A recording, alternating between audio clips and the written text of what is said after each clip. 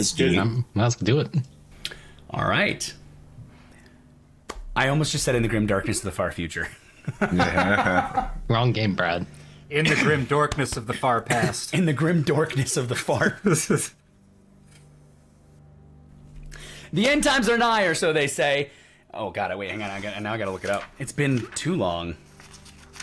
That's why we cut all this out. This is a train wreck. It is. There it is. All right, here we go. Let's try this again. The end times are nigh, or so they say. Welcome to the Grimdark Chronicles, our playthrough of the highly touted, greatest campaign apparently ever written, The Enemy Within, in Warhammer Fantasy Roleplay 4th Edition. I'm your GM, Brad, joined tonight by Kyle, Mike, Alex, and Eric. And this wonderful show is brought to you by the gentlemen over at Dark Forge Media, who created the whole intro video that lead up to this lead in, or whatever the hell this is. But they're great. They helped support our show, so go show them some love. Their website is down below in the link description, whatever.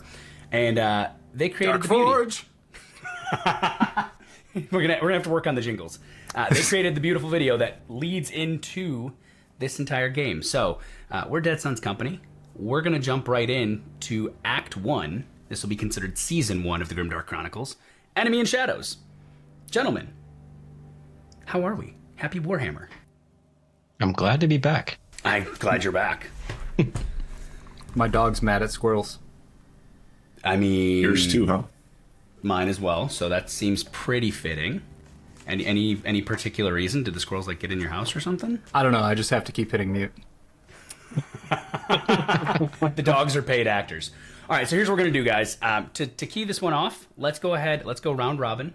Tell us who you are, who you're playing, what your career is, why you would be heading to Altdorf at the end of Yardrung, which is basically sort of like the first month of spring in Warhammer, and what your connections are to the others in the group, high level, as much detail as you want to share. So why don't we start with one of our two newly, I guess, joining people. Kyle, tell us all about yourself. Yeah, so I'll be playing Segemund Dorfbach, who's a young, wiry, wannabe lawyer.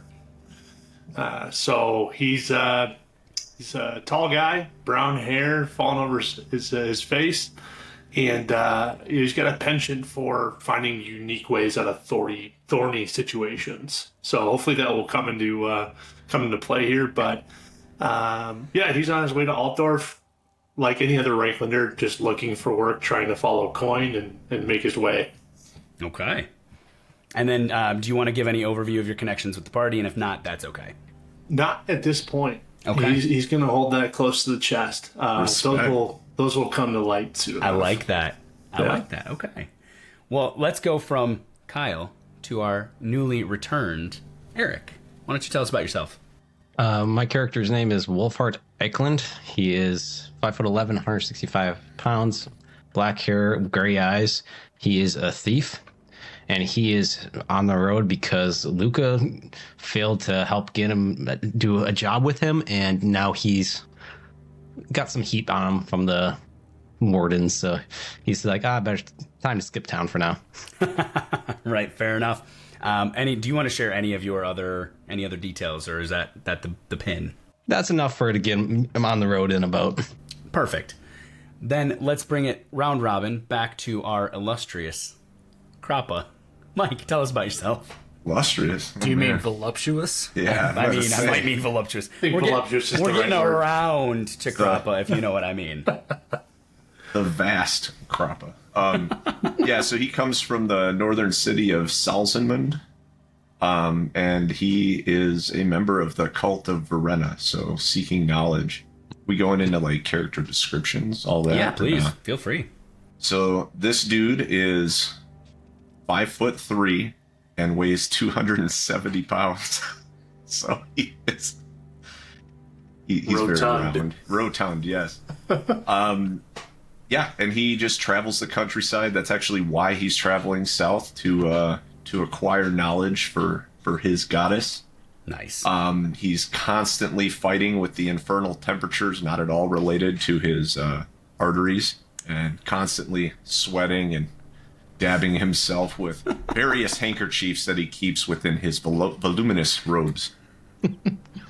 And yeah, as far as connections, I've actually been talking Segemund's ear off about all these other possible business venture ideas that I have. And yeah, looking to make some coin.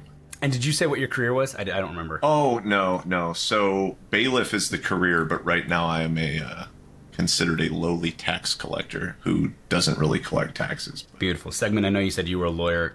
Student Eric, lawyer currently. Yeah, I'm did a you thief. say... Okay, I was like, did you say what Wolfhart is? All right, that brings us to definitively last, but absolutely not least. Alex, tell us about yourself. Thanks, man. Cool. My character's name is Luca, Silver-Tongue Cervante. He is a camp follower. He's a Ribaud right now, which is the lowest rung on that. I'm dirt poor. It's great. He's about 5'10", 190 pounds, brown hair. He wears this like patchwork type clothing. Lots of colors and kind of almost looks a little jestery, but not quite. A lot dirtier than that. He comes from Talea, a city called Lucini, which is one of the oldest city-states in Talea. And his father was a tradesman, his mother was a dancer, and his whole life he wanted to become an entertainer. But between those two, he traveled a ton, heard a lot of stories, and he'd bring those stories back and tell the other kids, and started to get a penchant for like storytelling and things like that. So he ended up with mercenaries, and somebody he was traveling with got killed, and he ended up staying with the mercenaries to like try to lift their spirits and things like that by telling them stories. He became a Ribaud, following and helping them like sew their clothes and stuff. But being around war all the time, he's kind of lost his psyche a little bit, and he's kind of strange, has some weird mannerisms. Looks like he might be just on the edge of going mad, but he's a great friend to have around, speaks highly of people. He can also be a pain in your ass if you suck. All right. Also, he can't distract people for shit. Sure I can. I was having a bad day. For loudmouth Wolfhart over there. I was supposed to help him with a project, and I failed to distract somebody, and he almost got caught, and he has not let it go. He's pretty upset about it. I'm bitter about it. He's pretty bitter. I'm glad you went last, Alex. Jeez. Yeah, that was great. All right. Oh, Hard to follow. You know, as you guys were explaining your characters and talking about who you were, I literally got hit in the face with the name of this episode, which is that a tax collector, a lawyer, a Ribaud, and a thief walk into a bar. What could possibly go wrong as the GM with this party of charlatans? You asked for this, Brad. I did. So we are going to jump into The Enemy Within. Just a quick little overcap. Enemy Within was originally published in 1986. This is a almost 40-year-old campaign that has been revamped from 1st edition all the way to 4th edition, which included changing some pieces in the end, completing some storylines that petered out from years past. We're going to play this our way. So anybody listening along, there's been a slurry of these to hit the internet. Ours is going to be different. 2 years ago, we started this. And 2 years ago, they got their first taste of it. And then we put it aside until we could do it justice, once we decided that we were going to actually create this wonderful piece here. And so any GM listening will know what I'm going to say when I say, we're going full grognard.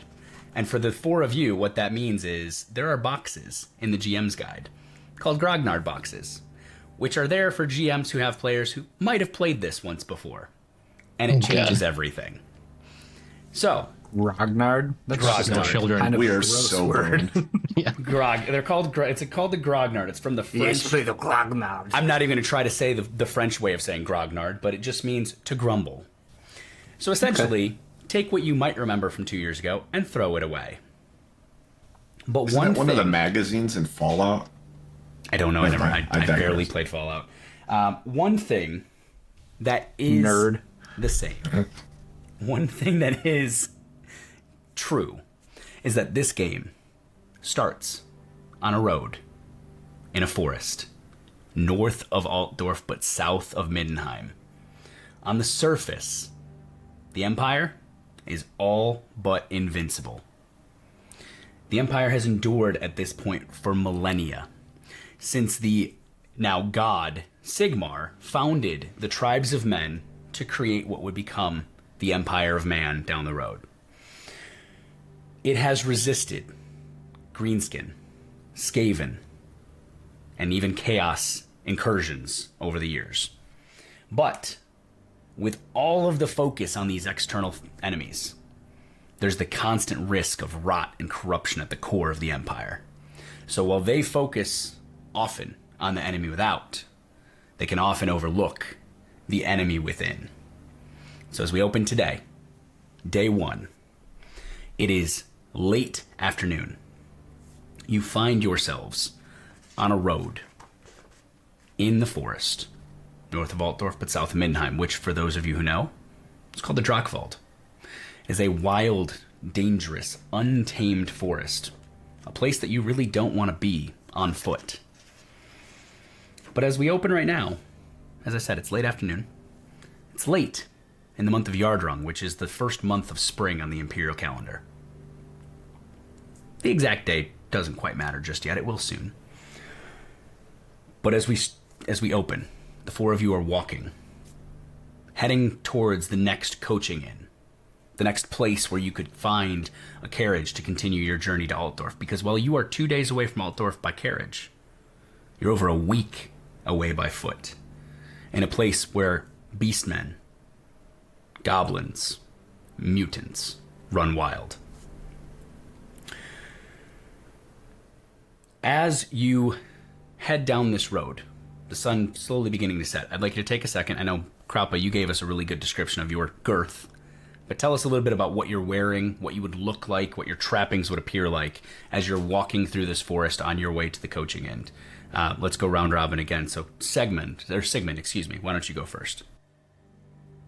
Yeah, as a student lawyer, I have to maintain a certain level of appearance, so may not be as shabby or patchwork as Luca might be, but certainly not upper echelon. And for the most part, I try to stay as clean as possible, given the chance that I might be trying to represent somebody on myself. So trying and failing, because this road is a rutted pit of mud and carriage grooves from the numerous coaches that go by day to day. So you are attempting, but failing miserably. The bottom of your robes are just soaked in muddy filth. Eric, why don't you tell us a bit about what Wolfhart looks like? Wolfhart is wearing black leather jerkin, and he has a piece of cloth that wrapped around his head like a hood that he can, when needed, fold it over to kind of wear it like a mask. Ooh. And he's got, like I said, black leathers on his chest, and then black pants and dark brown boots. Easy access bandana. Yep. I like it. All right, Kroppa. Yeah. We know about your girth. Let's hear about what you're wearing. He, as fancy as he can afford, but more on the side of comfort. He had, trying to think of what the material would be. Like the fat mobster jumpsuits that are almost like a fake velvet. Yes. That's kind of what his robes are. All right. Okay, so same thing as Segemund. You are probably attempting to stay clean, and actually for all of you, you might be attempting to stay clean, but you're failing miserably. The mud is everywhere. And Luca, tell me. Luca doesn't appreciate you referring to his clothes as shabby, by the way. Luca made these himself. But yeah, it is kind of shabby. I'm tattered. It's patched together. It's a lot of different cloths, but it looks unique. It looks kind of cool. It looks like I might be a little bit crazy, but I can sew. So it's lots of colors, and then I have like a leather bag over my shoulder. I have a lot of little holy relics, a lot of rings, trinkets, things like that. Nothing of value, just little oddities and cool things that I have around. Other than that, I don't have anything but a dagger. Okay. So the four of you might be wondering why the mean GM has plopped you in the middle of this dangerous forest on foot. And you weren't always on foot. You were in a carriage some hours ago. However, in the early morning, as your carriage was heading south through the Drakvald on the way to Altdorf, it was unfortunately attacked.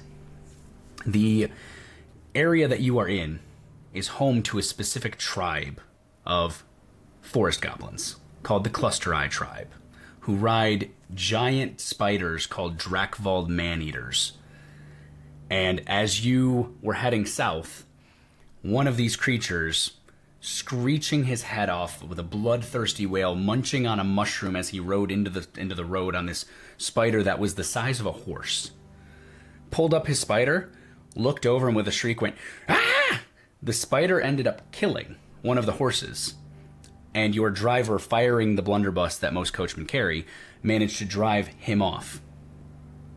The four of you, as well as the other passengers, would have disembarked and basically been heading out and taking off, because at that point the carriage is not moving. The coach is not going anywhere. And it was a good thing you did. So as the driver was basically telling you all to get out of there and move, the other members of this small party, probably a small scouting party, arrived.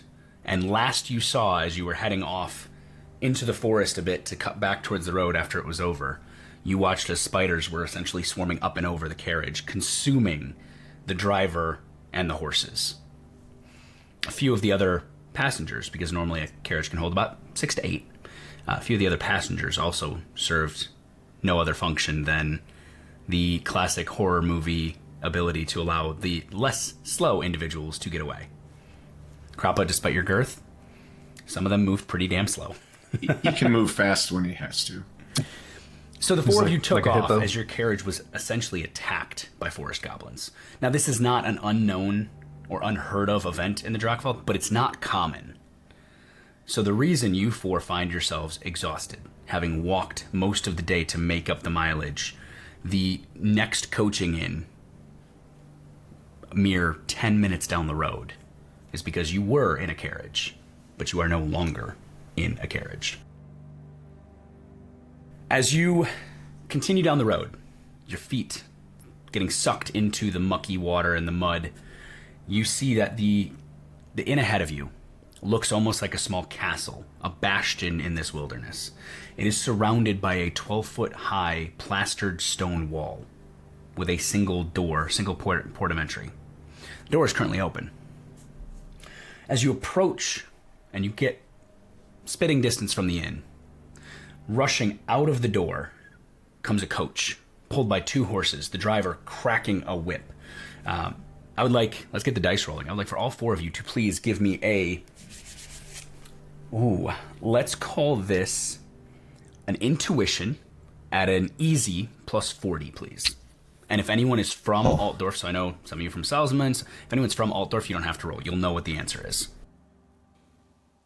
Ooh, that's a good roll. I rolled a 3. You rolled a 3, okay. Makes What sense. was the test? I'm going to do the digital dice. Intuition. Intuition. So Yes, plus easy 40, you said? Plus 40. So that's going to be plus 8. Beautiful. +1. Plus 1, okay. +3. Plus 3. Luca, you are muted. Your silver tongue is a dead tongue. You currently. weren't supposed to hear what I said. Oh, 88 over 31. 88 over 31, so -5. Okay, so everyone, and actually this makes sense, Luca, you being from Talea. I'm new. Yeah, you wouldn't know this. The rest of you recognize this coach. It is in the livery of the Four Seasons Coaching Company, one of the more illustrious coach lines out of Altdorf. It's one of the newer lines. They are trying to aggressively expand their territory, and they leave on a set schedule every single day. They tend to be utilized by individuals of wealth, and they tend to book out weeks in advance. But as the coach is taking off, this driver, the intuition check tells you, this driver has every look of just trying to make up time. Whether they were delayed, whether they left late, you're not sure, but he is cracking that whip and trying to get these horses moving. As the coach turns to head north towards Middenheim, it is barreling towards the 4 of you. What I need from each of you to do, as he's yelling, he's going, "Get out of the fucking way!" Crack, crack. And he's barreling towards the 4 of you. What I need each of you to do is to please either get out of the way or don't, and tell me what you want to do. I will get out of the way. Get out of the way. Yeah, I'm gonna scream and get out of the way. What's on the side of the roads from us? So the road is wide enough for 2 carriages. The sides are about 5 foot of like earth and dirt and needles, and then trees. Okay. I mean, I'll get out of the way. I was Okay. wondering if there's going to be branches and stuff out. Okay, so as you 4 step off the side of the road, the carriage just goes rushing past, and you notice that the driver was holding a blunderbuss in his hand, potentially to just fire a warning shot. I'm going to pick up a rock and kind of throw it at them as they're going by. And just throw it. Just give me a ballistic check. It's a big target, moving quick, so we're still going to call it a challenging +0. It's going to be after they're already passed, so it's kind of be... Just like the kid throwing something at the car that drove by while playing street hockey. Yeah. Yeah. Well, Jesus Christ, I am off to a good start. That's going to be... I rolled a 5, Okay. but it's going to be a +2. So the coaching carriages have like small windows in a couple areas, and the back of this coach happens to have just a small round window. And, you know, Wolfhart, you managed to grab a very nice rounded pebble covered with just enough mud, and you huck it. And you don't hear it over the thunder of the hooves. You know, hooves in the mud is making that kind of like sloshing, galloping sound. So you don't hear it happen. You notice that the driver doesn't hear it happen either. But the rock punches straight through the window. Right into the carriage. I chuckle to myself and just immediately turn to start walking towards the end. Okay. I'll give you a little Well fist bump. done, Master Wolfhart. As the carriage passes, as the rock goes through the back window, you then head toward the inn, and above the door of the coaches in here, you notice that it's called the Coach and Horses. Now, this is not an inn that is owned by any particular coaching line. Some are, and especially as you get further north towards Middenheim, it is an aggressive competition to try to grab coaching inns because you can force the other carriage lines not to stop there. This one is just owned independently. It is wide, again, 12 foot tall, plastered stone exterior wall, single entry that the carriage had rushed out of. And as you step in, you notice that the actual kind of main area of this coaches inn, the courtyard, is bustling. There are people milling about, getting things cleaned up. The smell of fresh horse manure is extremely strong and pungent in the area. The building itself, as you walk through the gate, you are faced with the courtyard. Off to the right is a porter's hut. To your left is a space where there's actually a coach's line sitting there. And it bears the colors and the name Ratchet, Ratchett, on the carriage. Just sitting there, not hooked up. There's no horses there, but the carriage is sitting there. And you would know that when the weather's good, they tend to, if they have the ability, they leave the coaches out. When the weather's bad, they pull them in back and try to cover them up. And that one that rushed past, did that have the Ratchet? No, that was the Four logo on it? Seasons. Oh, the Four Seasons. Yes. Now, the coach is there. It has been turned around. And at first glance, looks perfect. But I'd like each of you to give me a challenging +0 perception test.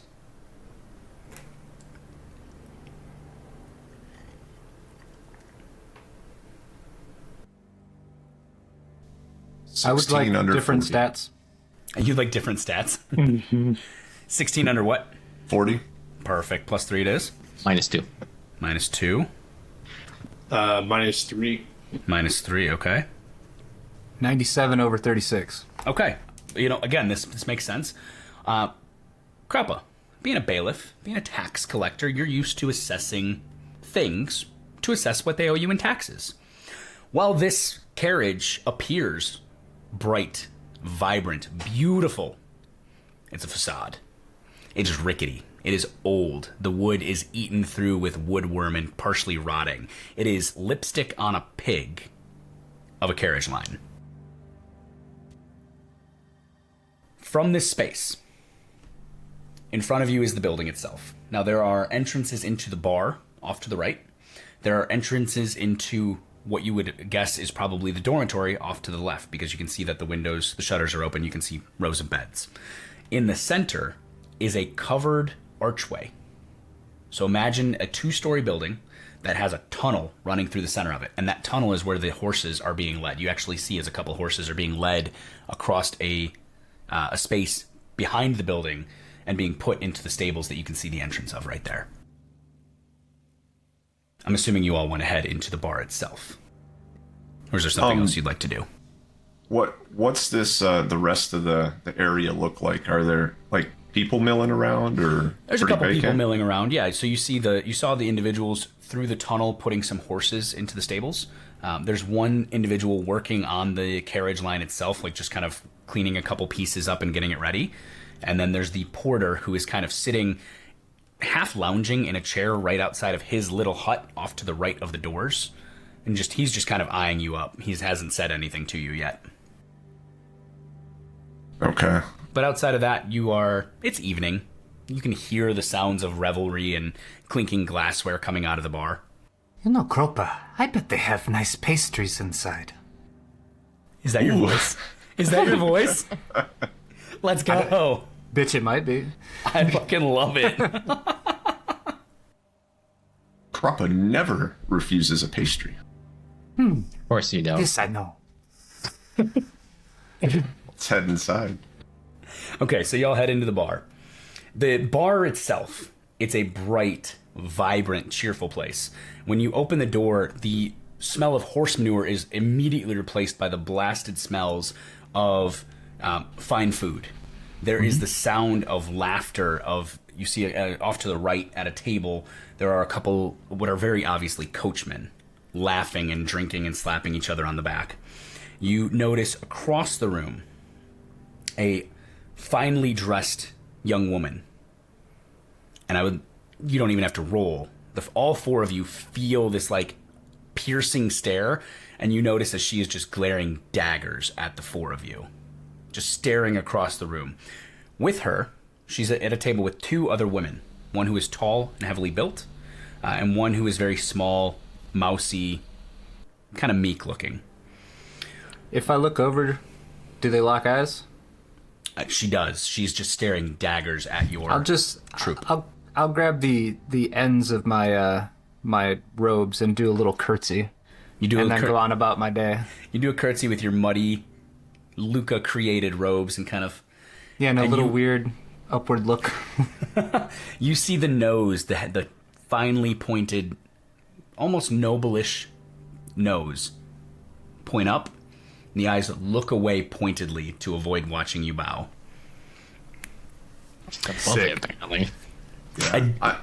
Kroppa doesn't even acknowledge the bitchy attitude. He is just happy to be indoors and Perfect. happy to be amongst pleasant company.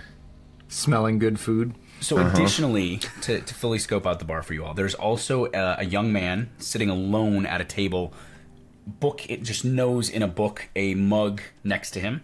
And you also notice at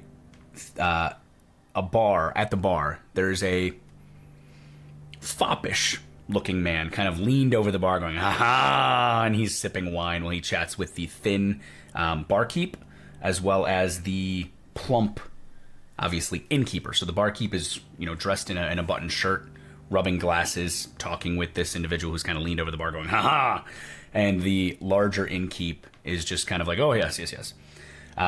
As you take in this scene, the large landlord, whose girth rivals Kroppa's, actually, looks over to you all and goes, greetings, welcome to the Coach and Horses. Take a seat wherever you like. Take this one over by the fire. You all look, he's watching the muddy footprints. He goes, no, we'll clean those up. Come by the fire, come warm up. You look a little worse for the wear. And he just, without even asking, is bustling all four of you towards this table by the fire. And he says, drinks, food, a room, perhaps?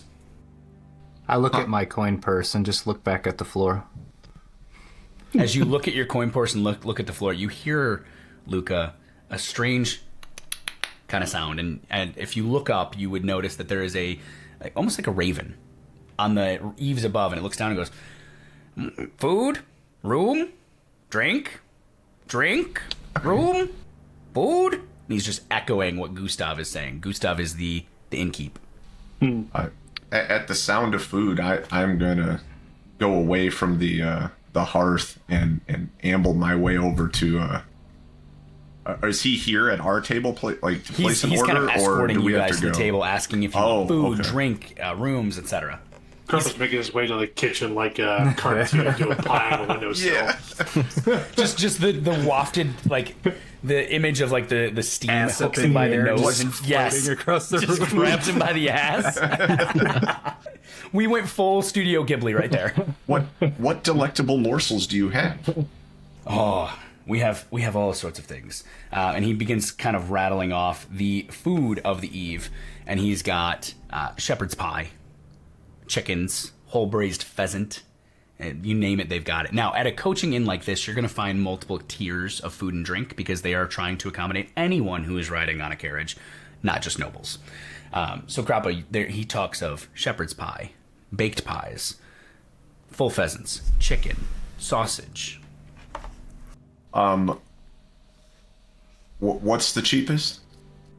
Oh, that's a great question that I read earlier because I knew you were going to ask. Because that is one thing I remember from the previous campaign.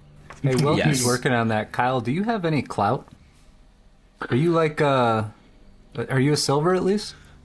No, I'm a brass 4. I'm a silver. Oh, are you brass really? for it. Oh, you're the clout. All right, my man. What are you, Alex? What Let me brass? ask. I Digging am a up the brass menu. 5. Yeah, dig me up the menu. Keep going. That's I'm gonna lean over to Kroppa and wipe That's the good. saliva from his chin. Brass 1 and then. Say, hey, I'm a brass how many 1 as fellas well. do you know in the Reichland that know how to read? Read? Word of mouth is how we pass knowledge within the cult. Wait. It was, Yes. I This just man noticed over that here. guy at the bar has a book. Wait, Kyle, are you a lawyer, but you don't have read write? Oh no, I do. Oh, I was do. like, wait a minute. I forgot if you had it. definitely do. No, I definitely do, but I just know it's something that's not super common. So Can you see, imagine if you had rolled up a lawyer and you didn't have the read write talent? It's the first one I took. Word of mouth. All right, so I am of the opinion that a picture is worth 1,000 words. So I tend to catalog in artistic sprawls. I've seen some of your sketches, Kroppa. So as you are all sat down and you're asking about prices, a pint of ale, house ale made in the Coach and Horses, is three brass pennies, 3 pfennigs. A pint of finer dwarven ale is 9 brass pennies. A meal is a silver, and your silver meal would include 1 drink, not the pint of dwarven ale, just the standard ale. A room, a bed in the common room, which sleeps about 20 to 22 people, is 10 silver pennies.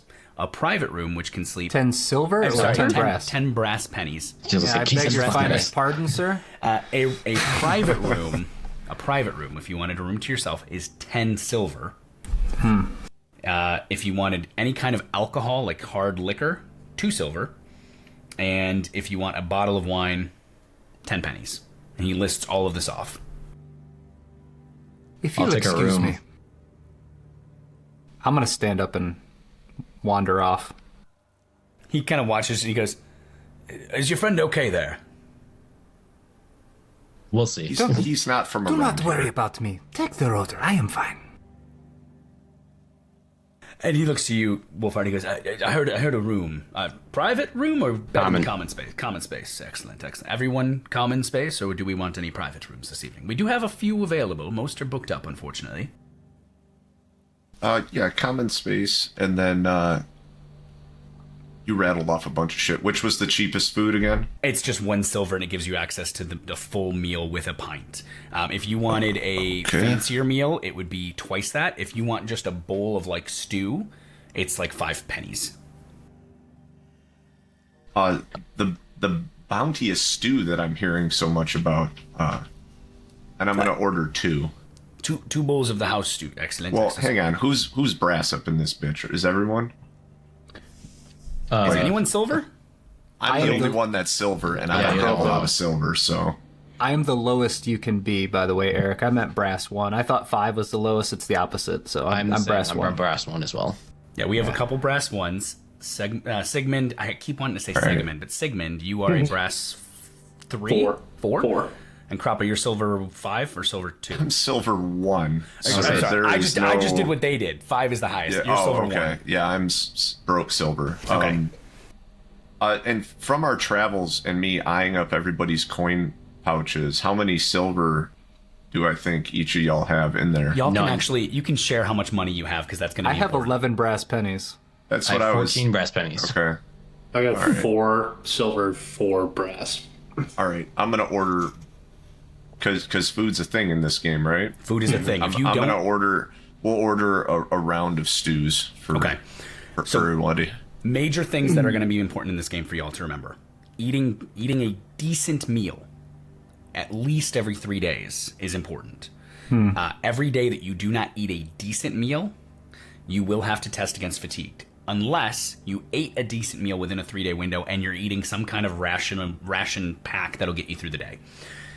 Water is going to be important. You need to make sure your character has water. That's not actually something I'm going to make you worry about unless I tell you, hey, you're going into a place where water rationing is a concern. And then, obviously, good rest. Getting rest is important. All of those play into fatigued. And just as a quick reminder, because it's been a bit, you really don't want to be fatigued in this game. You said the commons room was 10 brass pennies? 10 pennies for a bed, yep. Okay. Now that I've gotten up, I'm going to walk over to the mantle where Okay. the crow is. Okay. Is there anybody around that crow? The crow's just up on like a beam, like a rafter, looking down. Okay. Not the mantle above the fireplace per se, but just kind of. Is there something trotting. below him? Something flat that I could set something on? He would be currently about 12 feet up because that's where the rafter beam is. But yeah, I mean, you could, if you can get to the rafter Okay. beam, you can set it on there. Or you can. There's tables all around. You could just use a table. Yeah, just below it, if there's like a slat of wood or something on the wall, I'm just Okay. gonna set a brass penny, and then Okay. I'm gonna kiss my Renaud symbol on my one of my rings, Okay. and bow my head for a second, and then walk away. Okay. So you do so. And you watch as the crow hops and seems to stare at you closely. And the crow flops down, grabs the fennec, flies back up to the rafter, and sets it down at his feet and looks up and goes, Gustav, Gustav! Gustav looks up, and the fennec drops into his shirt pocket, and he goes, ah. He's looking at the table, and he kind of sees you sitting back down. He goes, I like your style. I tell you what, we'll discount all of your beds by 2 fennecs for the evening. So we'll take 2, 4, 6, 8 fennecs off your cost for the day. Aha, the god of trickery succeeds. And he looks at you, Luca, and as you look at him, you see him make just an almost imperceptible kind of nod of like, you know, Renaud, worship of Renaud is not welcome in the Empire. Yeah, he gets a little bit of a side cheek smile. Yep. It was noted. So you'll get 8 pennies off your beds. So we have 4 bowls of stew, 4 rooms, ale at all. Question about the rooms. Is it common for people to go up to the common room and leave their things up there, or do they keep them?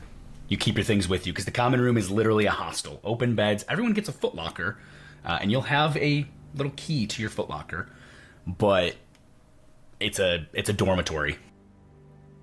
Yeah, I just wanted to make sure I was understanding the world before I go trifling through people's Yeah, stuff. most folks staying in Hell a yeah. dormitory. Let me walk this back to Wolfhart's level of brain. If someone is stupid enough to leave their shit in a dormitory right now, you have every right to go rifle through their things. But would people do it? Not very many. I'm still going to go check the room just to see if anyone has been that dumb. I'll Okay, slide my 8 pennies over to Kroppa, assuming he just paid for a bunch of stuff, so I'm gonna just give my share of the room to him. Okay. You're And then, cool with that, Kroppa? So 4 stews at 5 pennies each. That's 20. Excuse me, 20 pennies. Okay. 4 beds at 8 pennies each. That would be 28, 16, 32 pennies. So 52 pennies, which is 2 silver. And no, it's 12 pennies per silver. So it'd be 26, 20 plus 36 Oh shit, I is almost 56. had a silver. So close. 12, 13. It'd be 4 silver, 8 pennies is the total spend Okay. for meals and beds.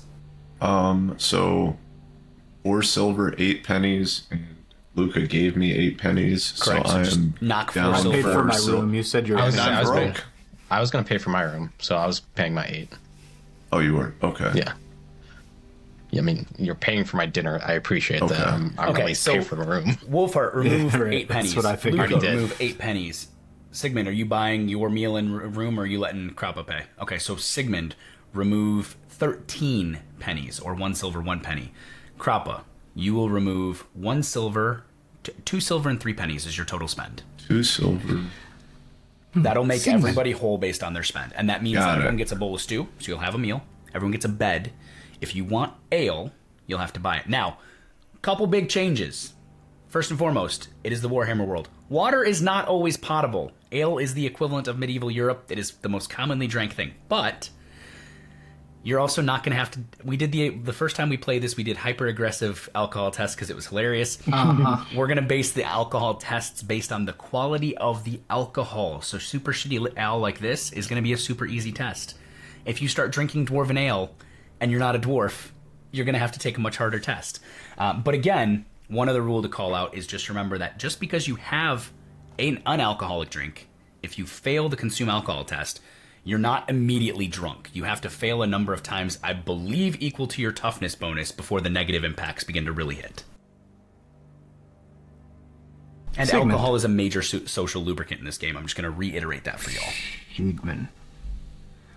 I'm So curious what book he is reading over there. You can read, Sigmund. I've seen you do it. as am I. I'm what is it? gonna talk to him.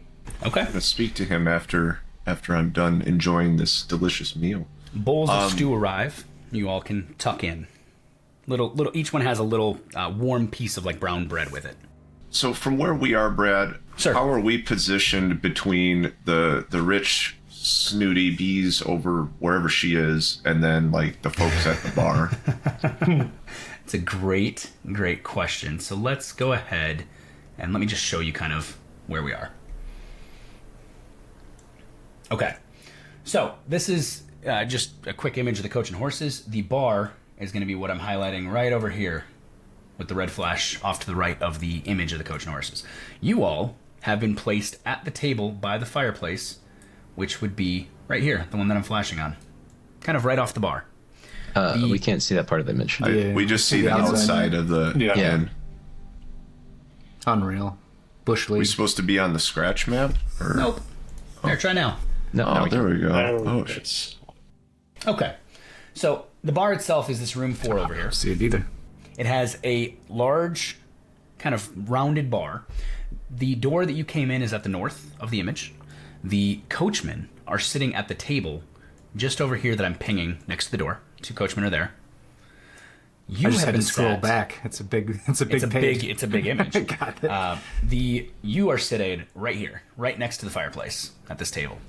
The table with the 3 ladies is in the south end of the room, and the individual reading his book is along the eastern wall, the eastern wall, whereas the foppish man who is leaning over the bar going, "Ha ha," is at the bar. perfect. So we are pretty central to You all are of dead them. central. Awesome. Then, sorry guys, but through the entirety of our meal, in between spitting little bits of food, I'm going to bust out my pieces of parchment for not just my pride and joy, but one of the flagship endeavors of the Cult of Verena. And I'm going to regale you about the Verena Book Club, which is an initiative to gather information and knowledge throughout the lands and disseminate that to the masses, specifically the poors of the land. So you pull out your parchment, your ink, your quill, your blotter. Oh no, this is like just a prepared sales kind of pitch that I have. I'm not Got it. drawing Got it. it. So you're just talking loudly, and I'm assuming you're talking loudly, projecting so the room Like hears Hoover you. vacuum salesman. Oh God. Okay. So as this is happening, Kroppa, the crow above you is repeating you, kind of in your voice, but with the words a little jumbled. So you hear he's just like, Verena cult, club of books, and he just loudly tries to reiterate what you're saying and echoes. I'm going to include him words. in the conversation. He's my audience. He's apparently listening to you because he's I'll above talk you to and a raven. repeating. Okay. So as that's happening, at one point, as you're regaling the room with the Cult of Verena book club, Gustav has walked over and goes, "Sorry about old Blackie up there. He's a good pet, but he likes to mimic. Mimic likes. Pet good." Well, while this Mimicry is going a on, form of flattery. Wolfhart's going to wander upstairs. Okay.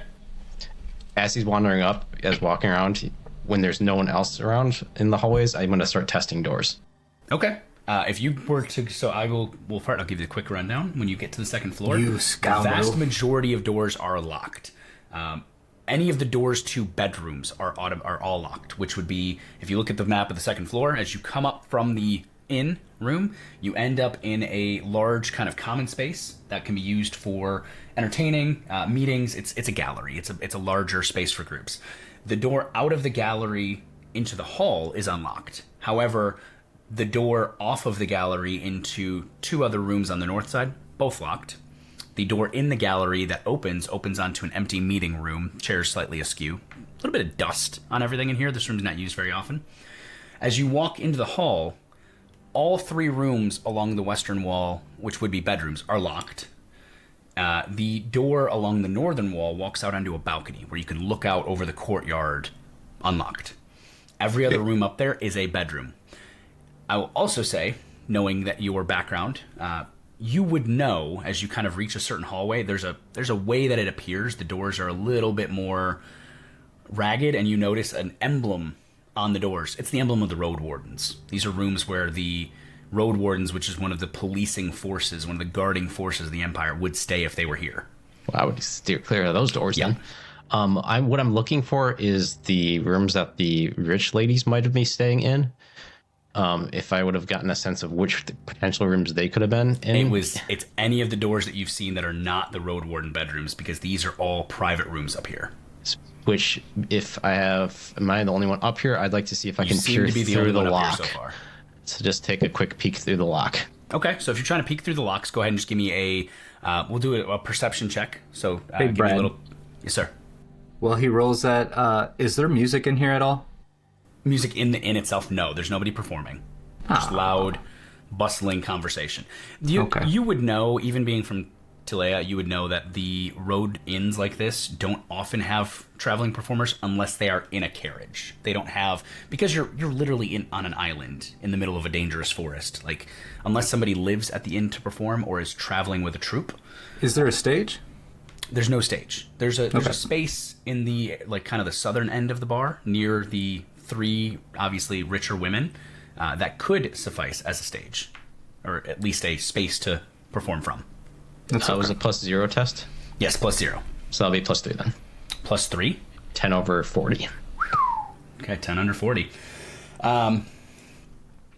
Peeping through a keyhole, it's hard to tell, because in most cases the bed is not going to be near that. However, you look at the first three doors, and one of them, it's very obviously Gustav's room. There is an extra hanging apron along the far wall. But the one just past that, you notice a large chest set along the ground, the lid closed, but it obviously is a chest that would be carried by someone of wealth. Which room is that? And I guess not trying to go through the door, but these rooms have windows. They do have windows. Where is this in relation to the balcony? It's nowhere near the balcony. Intentionally so, coaching inns do not have rooms near the balcony, except for the road wardens. So This is on the western wall. Western It's wall. The second room on the western wall. The So only the middle window one? access... Yeah, the middle one. The only window access would be from the exterior courtyard, and it would be a second-story window access. That's fine. I'm assuming based on the kind of pictures we're looking here, I'm going to start wandering downstairs, and I'm going to head outside to find the western wall and see if I can potentially find a way to scale up that wall. Finding the western wall is extremely easy. You walk out, you can just wander around, you'll be right there. A quick peek, there's no one in sight. The stable boys are busy. Everyone's starting to drink. It is, at this point, it's getting later in the evening. No, Alex, the clock is not up to date. Give me a second. How did you know? If that's the case, then, and if there's no one around, I'm going to... Clock is up to date. It's about 7 o'clock at night. There are places, so I will tell you, before you attempt this, because we know that falling is dangerous in this game, I want to reiterate 2 major things for everyone in this group. Number 1, your wounds are not like Dungeons and Dragons. It is not a level of health that you have. It is indicative of the level of fatigue and bruising and beat up of your body. Very similar to Imperium Maledictum. Number 2, yeah, falling sucks. I'm just going to call it like it is. Falling is dangerous in this game because if you fall the wrong distance, you're going to take some wounds, which is indicative of you basically like falling and rolling and tweaking something. If you fall terribly, you can critically fail and you can end up suffering a critical strike on yourself. So, Wolfhart. I think you should probably drink some ale first. This is definitively a classic Empire structure. There's a small foundation of stone, and then it is timbered and plastered. You could piecemeal climb your way up using the timbers of the exterior wall. I will tell you right now, it is going to be unless you have any advances in the climb skill, which is a basic skill, so you might. I do. I actually I am actually definitely have some advances in it. Okay, if you have advances in the climb skill, then it won't be a hard test. It will just be a difficult -10.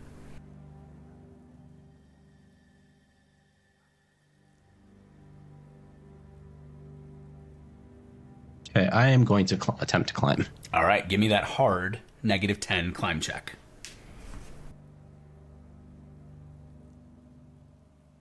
-10 climb test, you said? Yep, -10.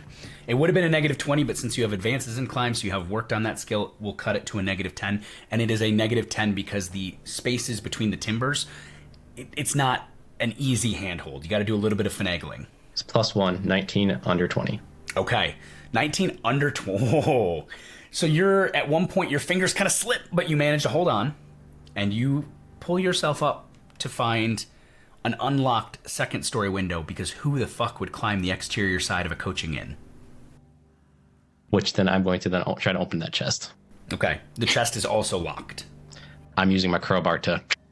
Crowbar. Okay, with a crowbar, it's not a great lock. It's going to be an average +20 strength check.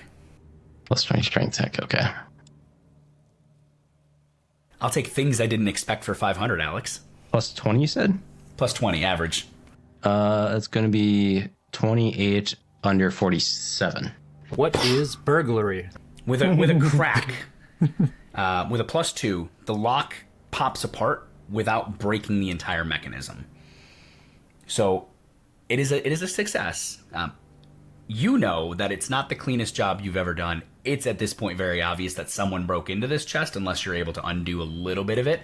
But the lock itself didn't explode. It should be able to be semi-hidden. You open the chest. Hey, sir. No, Eric, do we know what you get up to? Or have you not divulged that to the Luca party? knows, and I'm pretty sure as we were on the road, I've been badgering him about how he failed that job, so it's not like I've been hiding it. Oh, To okay. be fair, you also failed to get the loot that you said you would get for me. So when he takes his leave from the table, I'd like to kick up my sales pitch to the table a notch or two into the entertain skill level. Okay. To kind of orate to the entire room. All right. But yeah, continue with your felony, sir. The intent of the oration is to distract, correct? I'm going to play along with him as Multiple well. intents, but I want that to be one of them. Okay. When he gets excited about it, I'm going to repeat it back like, this is the best idea I've ever heard. Just back and forth. Oh, fuck yeah. I got Rip-roaring feedback from you conversation. and the Raven. And the Raven. Okay. Yeah. Wolfhart, yeah. We will jump right back to you. Kroppa, entertain check with feedback from Luca and the Raven. Give me an average +20. Okay. And this will pertain to all of your intents, the distraction as well as the sales pitch. Damn. That's a failure. Well, So -3. Let's talk about how you could use a fortune point. Because remember, this is not Imperium Maledictum. You have 4 resources here, not just 2. How quickly do those refresh again? So they're going to refresh about every 4 sessions, about every 4 hours. Okay. So you can just re-roll the fail test. Yeah, spending it. You can regain that one. Let's do that. I dig your I looked dig that up. what you're up to. When it was about to climb, I was like, I'm going to potentially need this. You're going to potentially need it as well. I had it ready for you, and that's how I know for Mike. Yeah. All right, plus 20. Let's do it again. Oh, fuck yeah. Impressive success. Plus 5. With a plus 5. impressive. Okay, so your boisterous oration, flecks of bits of meat from the stew occasionally carrying with your voice, but you Sweating profusely at this point. You have the room's attention. Everyone is looking at you. The ladies are watching you. The coachmen have stopped their cajoling to kind of pay attention. You have everyone's attention. Wolfhart. As the chest pops open, inside, you find a few things. You find a set of fine women's clothing. Obviously expensive women's clothing. And you find an entire small case of jewelry, bracelets, rings, necklace. That's it. And That's it. That's it. Okay. There's no coin in there. I'm going to go into the jewelry box and I'm going to dig for some of the ones on the bottom. Okay. And I'm going to take a small collection of them, but not enough that it makes it like obvious that there's some might be missing. Oh, sneaky bastard. All right. So what I'm going to say then is you take a few pieces. You end up with 3 pieces of jewelry out of the container, out of this small case. You're not sure what they're worth, but do you have the evaluate skill? Let me just double check. I don't know if I do. Else. Pretty sure Eric's rifled through his mom's purse. Actually, I do. I have 3 advances in evaluate. Okay, so you have the yeah. evaluate skill. Give me a challenging +0 evaluate skill text. Oh shit, that's a 4 over under 37. Okay, so here's with a 4 under 37 with a +3. You know that the entire motherfucker's rolling worth D6s. of this chest, the clothing and all of the jewelry, you could easily sell them for 7 gold. Easily. If you just take a few pieces of jewelry, if you just were to take just the jewelry, it's 5 gold. If you take a few pieces of jewelry to make it really inconspicuous that you took something, you're going to walk away with about a gold crown. I will do that and call it good. Okay, Wolfhart, you steal 1 gold crown worth of the Lady Isolde's jewelry. Put it in your inventory exactly like that, because you know, being a thief, selling a noble's jewelry takes a certain buyer. Well, with my evaluate skill, would I be able to know which pieces would be less likely to be caught as a nobleman's? You would know with a +3 in your evaluate skill that jewelry of this quality is pretty much always going to be assumed that it's of a noble person. You're going to have a hell of a story to sell it no matter what. But there are certain people who will, no questions asked, Not so much buy as it. not the noble person, but I don't want it necessarily tied back directly to her. The pieces you take do not seem to be directly tied to the Lady Isolde as best as you can tell. That's basically what I was going It's for. a set of earrings and a bracelet. Someone would have to have been the person who sold them to her to know that they are her. Perfect. That's exactly what I would like. Okay. Okay. Lady is old. Just jewelry, and then I'm going to climb back down the window. Okay. So you took earrings and a bracelet totaling 1 crown. All right. Kroppa, tell me about this entertain check and what you want to have happening in the inn. And So since when go I ahead. ask you that, tell me about it next time. Oh man. How to tease Kroppa 101 is let him start his pitch Motherfucker. and then cut him off right at the end. Just put a freaking Danish right in front of him and took it away. Here's your whiff. Here's your whiff. First and foremost, this is hilarious. I'm terrified as the GM. This party makes me nervous. But thank you so much for joining us. This is the Grimdark Chronicles, Season 1, Enemy in Shadows. We are Dead Sons Company. This show is brought to you by the wonderful, wonderful people over at Dark Forge Media, and their support for us and our intro video cannot be understated. That video is badass. I've personally, before we even got to today, watched it at least 24 times. No doubt. Sorry. Same. Same. We'll be back next time for episode 2 of the Grimdark Chronicles, and until then, remember, don't be a motherfucking heretic. As the witches hunters will burn you. They will. Preach. It's aggressive.